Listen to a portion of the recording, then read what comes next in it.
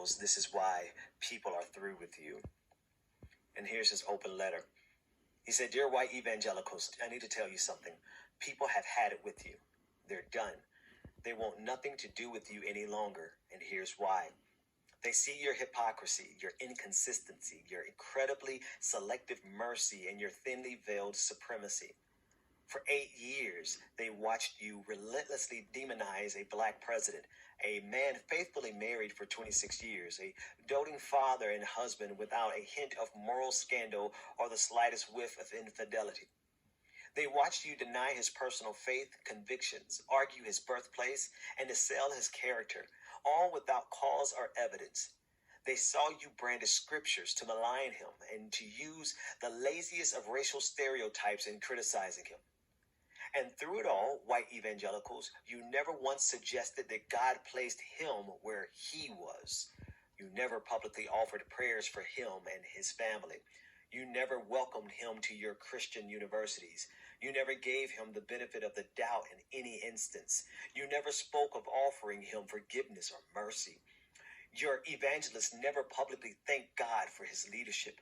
Your pastors never took to the pulpit to offer solidarity with them. You never made any effort to affirm his humanity or show the love of Jesus to him in any quantifiable measure. You violently opposed him at every single turn without offering a single ounce of the grace you claim as the heart of your faith tradition. You jettisoned Jesus as you dispensed damnation on him. And yet you give carte blanche to a white Republican man so riddled with depravity, so littered with extramarital affairs, so unapologetically vile, with such a vast resume of moral filth that the mind boggles. And the change in you is unmistakable. It has been an astonishing conversion to behold, a being born again. With him, you suddenly find religion. With him, you're now willing to offer full absolution. With him, all is forgiven without repentance or admission. With him, you're suddenly able to see some invisible, deeply buried heart. With him, sin has become unimportant, compassion no longer a requirement. With him, you only see providence. And white evangelicals, all those people who have had it with you, they see it clearly. They recognize the toxic source of your inconsistency. They see that pigmentation and party are your sole deities. They see that you aren't interested in perpetuating the love of God or emulating the heart of Jesus. They see that you aren't burdened to love the least or to be agents of compassion or to care for your Muslim, gay, African, female, or poor neighbors as yourself. They see that all you're really interested in doing is making a God in your own ivory image and demanding that the world bow down to it. They recognize this all about white, Republican Jesus, not dark-skinned Jesus of Nazareth. And I know you don't realize it, but you're digging your own grave in these days, the grave of your very faith tradition. Your willingness to align yourself with cruelty is a costly marriage. Yes, you've gained a Supreme Court seat, a few months with the presidency as a mouthpiece, and the cheap high of temporary power, but you've lost a whole lot more. You've lost an audience with millions of wise, decent, good-hearted, faithful people with eyes to see this ugliness. You've lost any moral high ground or spiritual authority with a generation. You've lost any semblance of Christ-likeness. You've lost the plot. And most of all, you've lost your soul. I know it's likely you'll dismiss these words. The fact that you've even made your bed with such malevolence shows how far gone you are and how insulated you are from the reality in front of you. But I had to try at least to reach you. It's what Jesus would do. Maybe you need to read what he said again, if he still matters to you. That is an open letter. White Evangelicals, This Is Why People Are Through With You, by John Pavlovich. You can read it at johnpavlovich.com. That's John, Pavlovitz.com. Extremely powerful words. And it's 2 years old, but I felt like not enough people have heard it, and so I'm re-upping it, and I hope that that you felt that. because that's the truth. The truth of the matter is, it is exposing. If I deferred with him in any place, I would say that this is who they've always been. Maybe we're just realizing it because of Donald Trump. Maybe, no. Maybe you're just realizing it because of how they treated Barack Obama as opposed to Donald Trump. But this is who they have always been. People try to figure out how could it be that Christians would raise $300,000 for Kyle Rittenhouse, the man who shot and killed 2 protesters in Kenosha.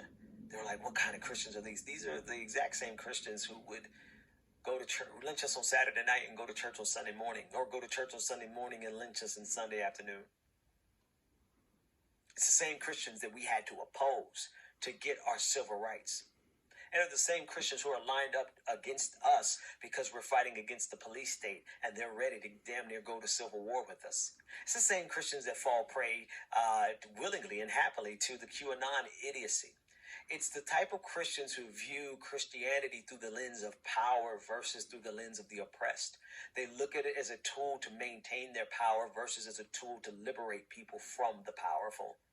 It's this type of Christians who would never admit it, but they are on the side of Pharaoh and not on the side of Moses. You can't possibly read the Bible and be a person who's concerned about liberating people and not identify with Moses in the story of the children of Israel coming out of Egypt. But how can white evangelicals look at that story and believe that they are figuratively the children of Israel or the Moses in the narrative? How can they look at themselves and feel like they are the protagonists in the narrative when in fact they sit in the position and in the seat of Pharaoh all the time? In every way imaginable, politically, economically, socially, they are literally, or rather figuratively, sitting in the seat of Pharaoh. And so, of course, they have to reinterpret the entire Bible to bring some type of justification to them claiming to be Christians. But at the end of the day, they use the Bible as a tool, like most of European history, to be sure, has been laced with people utilizing the Bible as a tool to amass power. So we can go far beyond modern history, go far beyond Jim Crow era. We can go far beyond slavery. We can go back to all the wars, the Crusades, and look that there's a consistent thread.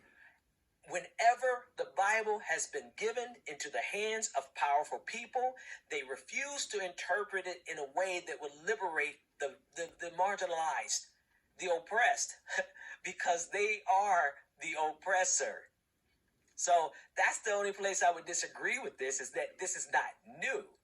It's just that perhaps John, who I support his work, but perhaps he's just coming to terms with it. I came to terms with this many, many years ago when I realized that there had to be a fundamentally different way that I view God versus the people who I realize we're fighting against in order to get our liberation. White evangelicals, white conservative evangelicals to be more precise. And even more precise, white conservative evangelicals who refuse to interpret the Bible through the lens of the oppressed and refuse to use the Bible as a tool to liberate people, but instead use it as a bludgeoning tool to maintain their power. And they sit in the seat of Pharaoh, but they pretend as though they are Moses.